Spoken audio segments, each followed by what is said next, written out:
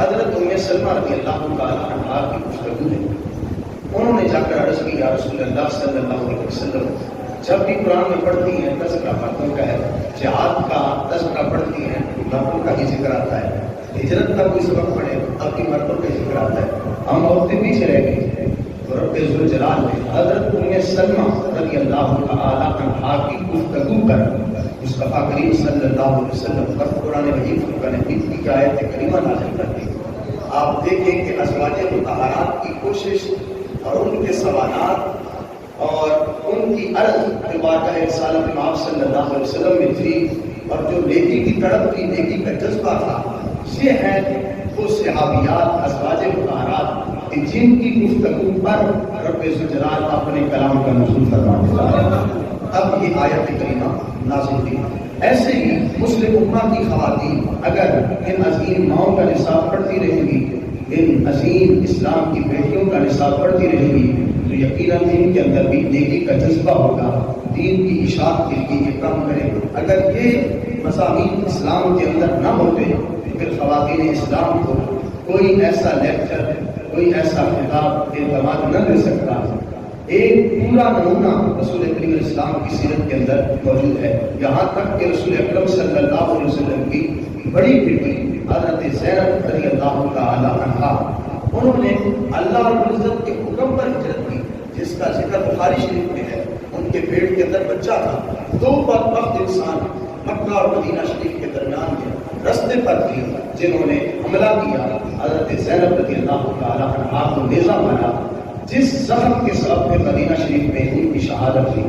حضرت زینب رضی اللہ تعالی عنہا سب سے عظیم باپ کی بیٹی اور سب سے عظیم بیٹی حضرت سیدہ خاتون جنت رضی اللہ تعالی عنہا کی بڑی مشیرہ حضرت زینب رسول کریم علیہ الصلوۃ والتسلیم کی بیٹی ہے. اولین جو اسلام کے لیے شہادتیں پیش ہوئی, ان شہادتوں کے اندر ایک نام حضرت زینب سلام اللہ علیہا کا بھی ہے. اور رسول اکرم مجسم شفیع اعظم صلی اللہ علیہ وسلم نے پھر انہیں کمال برکت سے نوازا. جس وقت ان کا وصال ہوا, نبی کریم علیہ السلام کو تسلیم کو بتایا گیا, سرکار عالم صلی اللہ علیہ وسلم نے جو تہبند باندھا ہوا تھا وہ تبدیل کیا, نیا تہبند باندھا اور پہلے والے کا حکم دیا کہ یہ تہبند لے جاؤ اور اس سے میری بیٹی کو کفن دے دو. اور وہ جو بدن رسول صلی اللہ علیہ وسلم کے ساتھ کپڑا مس ہو چکا تھا, وہ حضرت زینب رضی اللہ تعالیٰ عنہا کی خصوصیت میں شامل ہے کہ ان کو سرکار کے بطور تبرک وہ تہبند عطا کیا. بلکہ اس سے آگے بھی انہوں نے لکھا ہے کہ حضرت زینب رضی اللہ تعالیٰ عنہا کی قبر میں رسول اکرم صلی اللہ علیہ وسلم خود اترے ہیں اور اپنے مقدس ہاتھوں سے اپنی بیٹی کو دفن فرمایا ہے. ہمارے بزرگوں نے لکھا کہ 6 ایسی قبریں ہیں جس میں سرکار داخل ہوئی. 6 کے علاوہ کسی اور کی قبر میں سرکار یوں داخل نہیں ہوئے جتنا اہتمام کے ساتھ ان 6 قبروں کو نوازا گیا.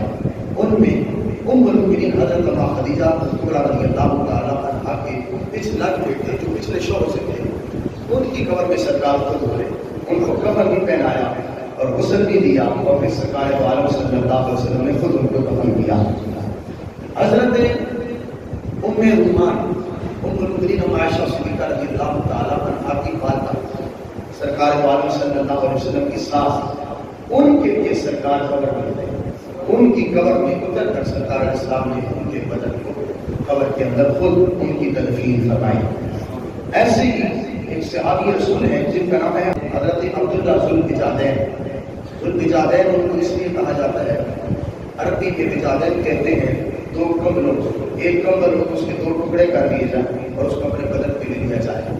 جب انہوں نے کلمہ پڑھا تھا, ان کے خاندان والوں نے ان کو گھر سے نکال دیا اور کہا تمہیں کوئی چیز بھی نہیں ملے گی, جہاں جانا چاہتے ہو چلے جاؤ, تم صحابی بن گئے, تم نے اپنا دین تبدیل کر دیا ہے, تم محمد کے پیچھے چل پڑے ہو اور تم نے اپنے باپ دادا کے دین کو چھوڑ دیا ہے. یہ سب سے بڑا مشرکین کا تانا ہوتا تھا. تو حضرت عبداللہ ذوالبجادین سرکار عالم صلی اللہ علیہ وسلم کی بارگاہ میں آئے, اور ان کی قسمت کے یہ سرکار کی بارگاہ میں جب آئے ہیں, ان کو رسول کریم علیہ السلام نے اپنا دربار مقرر کر دیا ہے. یہ سرکار کی چوکٹ پر بیٹھتے تھے اور اونچی اونچی آواز میں اللہ اللہ اللہ کا ذکر کرتے رہتے تھے. ایک دن حضرت عمر رضی اللہ عنہ آپ نے کہا یہ ریاکار ہیں, ان اونچی اونچی آواز میں اللہ کا ذکر کرتا ہے. کیونکہ حضرت عمر کی طبیعت بڑی سخت تھی، تو وہ چاہتے تھے کہ ہر نیکی کے اندر اخلاص ہی رہنا چاہیے، اخلاص کے سوا نیکی قبول ہی نہیں ہوتی. تو حضرت عمر رضی اللہ عنہ کو سرکار نے چکلا، سرکار دو عالم صلی اللہ علیہ وسلم نے فرمایا عمر میرے عبداللہ سے ایسی باتیں نہ کرو. جبکہ جس وقت انہوں نے کلمہ پڑھا سرکار نماز پڑھا رہے تھے، ان کا نام بھی سرکار نے خود رکھا. اور رسول اکرم صلی اللہ علیہ وسلم کی یہ عادت کریمہ تھی کہ جب نماز پڑھاتے تو نماز کے فوراً بعد سلام پھیر کر دیکھتے کہ کون ہے ایسا انسان جو نیا ہمارے پاس آیا ہو، نیا دین کا اسلام کا مہمان ہو. تو جب ان کو دیکھا تو رسول کریم صلی اللہ علیہ وسلم نے ان سے پوچھا تمہارا نام کیا ہے؟ انہوں نے کہا میرا نام عبد العزیٰ ہے. رسول اکرم صلی اللہ علیہ وسلم نے فرمایا آج سے تمہارا نام عبداللہ ہے، عبد العزیٰ نہیں ہے. وہ وقت گزر گیا جس میں انہوں نے عبد العزیٰ کہہ کے پکارتے تھے. ان کے پاس صرف ایک چادر تھی، ایک کمبل تھا، انہوں نے اس کے دو ٹکڑے کیے، ایک کو نیچے باندھ دیا، ایک کو اوپر کر دیا اور نبی کریم علیہ السلام کو تسلیم کی. بارگاہ میں حاضر ہو گئے اور ساری بات کا رسول کریم علیہ السلام کو تسلیم کی، محبت کو ترجیح دی. تو یہ حضرت عبداللہ جب ان کا وصال ہوا تو نبی کریم صلی اللہ علیہ وسلم ان کی قبر کے اندر بھی خود اترے، ان کی تدفین فرمائی. حضرت عمر بن خطاب رضی اللہ تعالیٰ عنہ آپ قبر پر کھڑے تھے، حضرت عبداللہ کی قبر پر، ذوالفجارین کی قبر پر. اور حضرت ابوبکر صدیق رضی اللہ تعالیٰ عنہ کہتے تھے کاش کہ یہ قبر ہماری ہوتی، اس میں سرکار داخل ہو گئے ہیں. اتنی حسرت تھی، بدن رسول صلی اللہ علیہ وسلم کی اتنی برکات ہے. سرکار اسلام کا وجود جہاں پہنچ جاتا ہے، جس جگہ پہ سرکار کا وجود ہو، جو مٹی سرکار کے بدن سے لگ جاتی ہے، یہ بات حقیقت ہے کہ دنیا کیا، آخرت کیا، قبر کیا، کوئی عذاب بھی اس جگہ پر دوبارہ حملہ نہیں کرتا اور اس جگہ پہ نہیں آتا جہاں رسول کریم صلی اللہ علیہ وسلم کے قدمین شریف ہیں لگے ہوئے. ایسے ہی حضرت فاطمہ بنت اسد کے بارے میں بھی آتا ہے، بلکہ ان کے بارے میں تو بہت زیادہ تفصیل ہے کہ سرکار ان کی قبر میں لیٹے، ان کی قبر کے اندر لیٹے اور نبی پاک صلی اللہ علیہ وسلم نے خود قرآن بھی پڑھا ہے، پھر ان کے لیے دعا بھی کی ہے کہ یا اللہ ان کو میں نے اپنی چادر دی اس لیے دی تاکہ جہنم کے عذاب سے یہ محفوظ ہو جائیں. اور پھر حضرت فاطمہ بنت اسد رضی اللہ تعالیٰ عنہا کی یہ بھی خصوصیت ہے کہ سرکار نے دعا کی یا رب العالمین حضرت فاطمہ بنت اسد امی بعد امی، جو میری ماں کے بعد میری ماں ہے، جس نے میری پرورش کی ہے، لہذا اے اللہ میں تیری بارگاہ میں دعا کرتا ہوں کہ پہلے تمام انبیاء کے وسیلے سے اور میرے وسیلے سے ان کی مغفرت فرما دے. یہ 6 اشخاص ہیں جن کی قبر کے اندر نبی کریم علیہ السلام خود اترے ہیں. تو اسلام کی بیٹیاں ہر دور کے اندر دین متین کی خدمت کرتی رہی ہیں. آج جو کہ اسلامی خواتین کے اندر دین کی دلچسپی کم ہے اور دین اسلام کی اشاعت کے اندر ان کا حصہ بہت کم ہے، جتنا ہونا چاہیے تھا اتنا نہیں ہے. اگرچہ وہ مردوں کے برابر دین اسلام کا کام نہیں کر سکتی، مگر اپنی جگہ پر دین اسلام کی تڑپ تو رکھتی ہیں، اس کی اشاعت کے لیے اور دین اسلام کی قوت کے لیے کام کر سکتی ہے. حضرت ام سلمہ رضی اللہ تعالیٰ عنہا کو یہی تڑپ تھی. مسلم امہ کی خواتین کے جذبات دیکھیے، بالخصوص میں آپ کے سامنے حضرت اربا بنت قریش ان کا انداز خطاب رکھتا ہوں. حضرت اربا بنت قریش رضی اللہ تعالیٰ عنہا یا حضرت عثمان سے قریش رضی اللہ تعالیٰ عنہ آپ کی والدہ کو فرمائیں. جس وقت حضرت عثمان سے قریش رضی اللہ تعالیٰ عنہ آپ نے کلمہ پڑھا، حضرت اربا بنت قریش کے پاس عقبہ بن ابی معیط گیا. اس سے امید تھی کہ میں جب تک اربا بنت قریش کو کہوں گا جو حضرت عثمان کی ماں ہے میری بات مان لے گی اور میری حمایت کو بیان دے گی تو عثمان واپس آ جائے گا. عقبہ بن ابی معیط جب پہنچا تو اس نے کہا تم جانتی ہو کہ تمہارے بیٹے عثمان نے کیا کام کیا؟ وہ حضرت محمد صلی اللہ علیہ وسلم کی مدد کر رہا ہے. حضرت محمد صلی اللہ علیہ وسلم کی پیروی کرنا ہے اور اپنے باپ دادا کو اس نے چھوڑ دیا ہے، لہذا تم اسے اس رستے سے منع کرو، پیچھے ہٹاؤ. میں اس لیے تمہارے پاس آیا ہوں کہ عثمان محمد صلی اللہ علیہ وسلم کے ساتھ مل چکا ہے. حضرت اربا بنت قریش رضی اللہ تعالیٰ عنہ آپ نے کیا جواب دیا؟ آپ کہنے لگی اس کائنات کے اندر کوئی دوسرا بتاؤ تو صحیح کہ جو محمد صلی اللہ علیہ وسلم سے پڑھ کر محبت کے لائق ہو. ایک ہی ذات ہے اس کائنات کے اندر جو سب سے زیادہ محبت کے لائق ہے، وہ حضرت محمد مصطفیٰ صلی اللہ علیہ وسلم ہیں۔ ان سے بہتر زمین و آسمان میں کوئی نہیں ہے، مشرق و مغرب میں کوئی نہیں ہے، پوری انسانیت کے اندر ان سے بہتر کوئی نہیں ہے، وفاؤں کا مستحق کوئی نہیں ہے جس سے ہم ان سے بڑھ کر پیار کریں۔ لہٰذا عثمان کو میں کیسے منع کر سکتی ہوں؟ اس کا انتخاب اچھا ہے کہ اس نے حضرت محمد مصطفیٰ صلی اللہ علیہ وسلم سے پیار کیا ہے، اور ساری محبتوں پر اس نے سرکار دو عالم صلی اللہ علیہ وسلم کی محبت کو ترجیح دی ہے۔ اور رہی بات تم مجھے یہ سمجھانے آئے ہو، مجھ سے امید کرتے ہو کہ میں عثمان کو واپس کر دوں، عثمان کو بلاؤں کہ وہ محمد صلی اللہ علیہ وسلم کا ساتھ چھوڑ دے، میری بات سنو، میرا خطاب کیا ہے، میرے جذبات کیا ہیں۔ وَأَنفُسُنَا محمد صلی اللہ علیہ وسلم کہا، جہاں تک میری بات ہے میں تمہیں یہ بتا سکتی ہوں، میں اپنے جذبات کا اظہار کر سکتی ہوں۔ محمد ہے متاع عالم، ایجاد سے پیارے، ادھر معدن مال و جان اولاد سے پیارے، میں اپنا سب کچھ حضرت محمد صلی اللہ علیہ وسلم پر قربان کرنے کے لیے تیار ہوں۔ میرے مال وہ بھی سرکار پر قربان، میری جان وہ بھی سرکار پر قربان۔ وَأَنفُسُنَا، صرف میری جان ہی نہیں، میرے خاندان میں ہر فرد کی جان رسول کریم صلی اللہ علیہ وسلم پر قربان ہے۔ تیرے نام پہ جان فدا، نہ بس ایک جان جہاں فدا، تو جہاں سے بھی نہیں جی بھرا، کرو کیا کروڑوں جہاں نہیں۔ یا رسول اللہ صلی اللہ علیہ وسلم، ہم سے کوئی محبت کا معیار پوچھتا ہے، کوئی مرکز پوچھتا ہے، کوئی منزل پوچھتا ہے، تو ہماری منزل مدینہ شریف ہے، ہماری منزل آپ کے قدمین شریف ہے۔ ہم اس لیے دشمن کے سامنے بھی یہ نعرہ لگا کر بتاتے ہیں کہ توحید و رسالت کی خاطر ہم ہر باطل سے ٹکرائیں گے، ہم فکر مدینہ کا پرچم ہر چوٹی پہ لہرائیں گے۔ معبود فقط ہے ایک خدا، مسجود فقط ہے ایک خدا، ہم اللہ کی صداؤں سے سینوں کو پھر سے کروائیں گے۔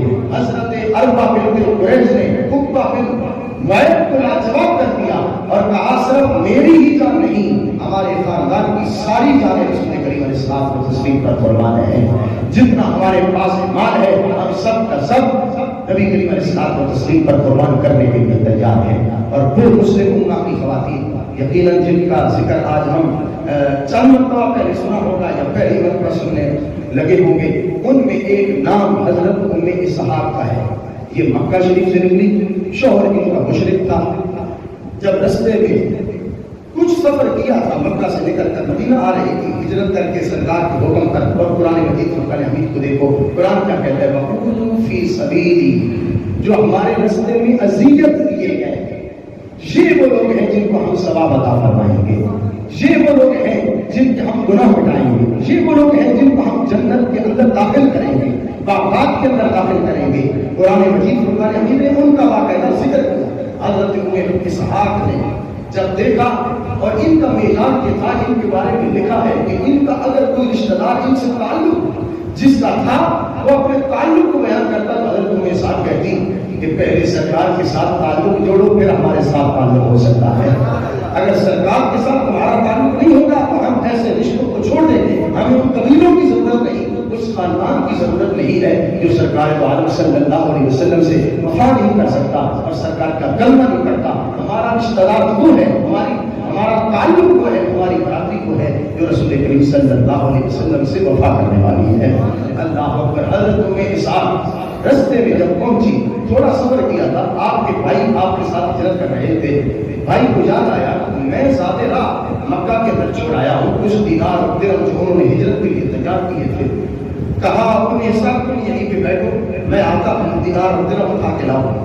حضرت ام اسحاق نے کہا تم واپس کو جا رہے ہو، مجھے تم پر فاسق کے حملے کا خطرہ ہے۔ اپنے شوہر کو انہوں نے فاسق کہا کہ نافرمان ہے، جب سرکار کا کلمہ نہیں پڑھا، مشرک ہے تو پھر نافرمان ہے، مجھے اس کے حملے کا خطرہ ہے، کہیں وہ تمہیں نقصان نہ پہنچائے۔ انی اخشی علیک الفاسق، اور اپنا بھی خطرہ تھا، کہیں ایسا نہ ہو کہ رستے میں پوچھ کرتے کرتے لوگوں سے پوچھتے پوچھتے یہاں تک پہنچ جائے اور پھر یہاں آ کر مجھے حملہ کرے اور مجھے قتل کر دے، مار دے۔ اپنا بھی خطرہ تھا، بھائی کے متعلق بھی خطرہ تھا۔ تو حضرت ام اسحاق رضی اللہ تعالی عنہا نے بالآخر یہ بات مان لی کہ تم جاؤ اور میں یہاں پہ بیٹھتی ہوں، تمہارا انتظار کرتی ہوں۔ آپ انتظار کرتی رہی، کچھ دن گزر گئے، جب آپ کا بھائی واپس نہ آیا، ایک مسافر نے آپ کو بتایا کہ جس کا تم انتظار کر رہی ہو وہ کبھی بھی نہیں آئے گا، اسے شہید کر دیا گیا، اسے مار دیا گیا، اور اس فاسق نے قتل کیا ہے جس کو تم فاسق کہہ رہی ہو، وہ مشرک تمہارا شوہر، اس نے قتل کر دیا تمہارے بھائی کو۔ حضرت ام اسحاق بجائے اس کے کہ بھائی شہید ہو چکا ہے کہ پیچھے مڑتی جاتی واپس ان کی خبر لیتی، ایک طرف روح اور دوسری طرف یہ کہ سرکار عالم صلی اللہ علیہ وسلم کے پاس پہنچنا چاہتی ہے، اللہ کے آرڈر پر گھر سے نکلی ہے، ہجرت کی ہے، تو تمنا ہے کہ اب مدینہ شریف کی بستی آتی ہے اور وہاں جا کر میں اپنا بسیرا، اپنا مکان بناتی ہوں اور سرکار کے قدموں میں پہنچتی ہوں، وہ راحت کا سما اور وہ محبت کا شہر، وہ عقیدتوں کا مرکز، اس مقام کے لیے حضرت میں اسحاق رضی اللہ تعالیٰ عنہا نے ترجیح دی، کہا پیچھے نہیں جاؤں گی، اب آگے جاؤں گی، جس مقصد کے لیے نکلی ہوں وہ منزل میں نے پانی ہے۔ حضرت ام اسحاق جب سرکار کے پاس پہنچی تو پھر حضرت ام اسحاق رضی اللہ تعالیٰ عنہا کی وفا کا سرکار نے صحابہ کے سامنے ذکر کیا، یہ ہے وہ خاتون دین حق سے پیچھے نہیں ہٹی۔ حضرت ام اسحاق جن کو ستایا گیا، سادے راہ بھی نہیں ہے، مگر پھر بھی انہوں نے اللہ کے حکم کی پابندی کی ہے۔ آج مسلم امہ کی خواتین کو بھی حضرت ام اسحاق رضی اللہ تعالیٰ عنہا کا زندگی کا سلیبس پڑھ کر اس کے مطابق تیاری کرنی چاہیے۔ اگر دین متین کے اندر رہ کر کچھ آزمائش آ جائیں تو آزمائش کو برداشت کر کے اپنی منزل کی طرف روا دوا رہنا چاہیے۔ ایسے ہی ایک صحابیہ ہیں جن کا نام ہے حضرت ام ایمن رضی اللہ تعالی عنہا، ان کی محبت کا انداز بھی کمال ہے، کمال کی محبت حضرت ام ایمن رضی اللہ تعالی عنہا۔ حضرت ام ایمن ان کے پاس سواری بھی نہیں تھی، ظاہر راہ نہیں تھا، اور جب حکم آ گیا کہ ہجرت کرو تو انہوں نے مکہ چھوڑا، مدینہ کے راستے میں چل پڑی، پیدل، اونٹ بھی نہیں ہے، سواری بھی نہیں ہے، زیادہ راہ بھی نہیں ہے، اور دین اسلام کے آغاز پر، دین اسلام کے احکام پر پابندی کا جذبہ اتنا ہے کہ حضرت ام ایمن رضی اللہ تعالی عنہا آپ نے سفر جاری رکھا، روزہ بھی نہیں چھوڑا، سفر بھی جاری رکھا ہے، روزہ رکھ کے پیدل سفر بھی کر رہی ہے۔ مقام روحہ جس پر آج لوگ جاتے ہیں، ایک کنویں کا نام ہے، وہاں سے پانی لائے تو گردوں کے لیے اس کا پانی بہت زیادہ مفید ہے، انسان کو گردوں کا مرض نہیں لگتا۔ ہمیں سلمہ نے خود ذکر کیا، جب ان کے پاس مریض آتے تھے تو سرکار کا جبہ دھو کر جو پانی نچوڑ کر مریضوں کو دیتی تھی وہ پیتے تھے، رب ذوالجلال انہیں شفا عطا فرما دیتا تھا۔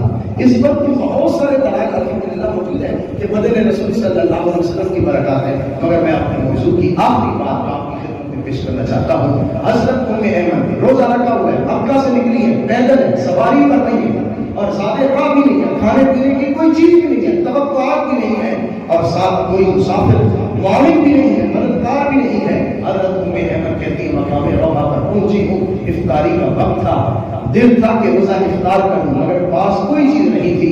رب ذوالجلال کی مدد کام آئی، جو ہر حال میں بندے کی مدد کرتا ہے، جو ذات ہر حال میں بندے کی مدد فرمانے والی ہے۔ کہتی میرے سر سے کوئی چیز لگ رہی تھی، محسوس کر رہی تھی کہ کوئی چیز میرے سر کے ساتھ لگ رہی ہے۔ میں نے اوپر دیکھا تو آسمان سے ایک ڈول پانی سے بھرا ہوا میرے سر کے ساتھ ٹکرا رہا تھا، میں نے اسے نیچے کیا اور پانی پیا۔ یہ ہے مسلم امہ کی خواتین، ان کا توکل، ان کا صبر، ان کی تسلیم اور رضا کی وہ عظیم محنت جو رب ذوالجلال نے انہیں راہ اپنے عطا کی ہے۔ آج مسلم امہ کی خواتین کے کردار کے اندر ان عظیم ماؤں کا کردار نظر آنا چاہیے۔ اگر اس کردار کو آج بھی اپنا لیتی ہیں اور اپنا کردار روشن کر لیتی ہیں تو آج کی ماؤں کی زبان پہ تبھی تاثیر آ سکتی ہے، اور ان کے دین اسلام کی خدمت کے اندر رب ذوالجلال کی مدد ان کے شامل حال ہو سکتی ہے۔ وجہ یہ ہے کہ ہم نے، ہماری خواتین نے اپنا پرانا سلیبس، دین کبھی پرانا نہیں ہوتا، دین ہمیشہ نیا رہتا ہے، لیکن جو پہلے لوگ گزر گئے، اقبال نے کہا تھا نئی بجلیاں کہاں ان بادلوں کے زیر و دامن میں پرانی بجلیوں سے ہے جن کی آستین کھاتی، کہ وہ عورتیں جو مغرب کی ہیں، جن کے پاس کچھ نہیں ہے، جن کے لباس کے اندر فاشی کجانی ہے، جن کی زبانوں پر بے حیائی کے کلمات ہیں اور جن کے کردار ناکام ہیں، ان کی طرف آج فلمیں، ڈرامے دیکھ کر، گھروں میں ٹی وی شو دیکھ کر آج مسلم امہ کی خواتین اپنے آپ کو تباہ کر رہی ہیں، جبکہ دوسری طرف ام المؤمنین عائشہ صدیقہ کی سیرت ہے۔ اور سیدہ خاتون جنت رضی اللہ تعالی عنہا کی سیرت ہے، والہانہ سرکار کے ساتھ پیار ہے، گھر کے اندر کتنے کام کاج ہیں، مگر اس کے باوجود غزوات میں سرکار اسلام کے ساتھ سیدہ خاتون جنت پہنچی ہے۔ نبی پاک علیہ السلام کو جب زخم ہوا تو سیدہ خاتون جنت رضی اللہ تعالی عنہا نے رسول کریم علیہ السلام کی مرہم پٹی خود فرمائی ہے۔ اس انداز میں جب دین اسلام کی محبت کو جہاد کے لیے اپنے آپ کو پیش رکھا جائے، دین اسلام کی خدمات کے لیے اپنے آپ کو پیش رکھا جائے، تو پھر رب ذوالجلال کی مدد ضرور شامل حال ہو جاتی ہے۔ رستوں کا تعین کرنے کی ضرورت ہے، اگر ہم رستوں کا تعین کر لیں گے تو انشاءاللہ خالق کائنات جل جلالہ کی رحمت ساتھ ہوگی، برکتیں ساتھ ہوگی۔ دعا ہے اللہ رب العزت ہمیں عظیم خواتین اسلام کا عظیم سبق اور ان کی زندگی کا کردار پڑھنے کی توفیق رفیق عطا فرمائے، اور رب جلال ہماری ماؤں بہنوں کو پاکیزہ زندگی عطا فرمائے، اور اللہ رب العزت ہمیں دین اسلام کے نصاب کو سمجھ کر اس پہ عمل کا جذبہ عطا فرمائے۔ آمین ثم آمین بجاہ النبی الامین۔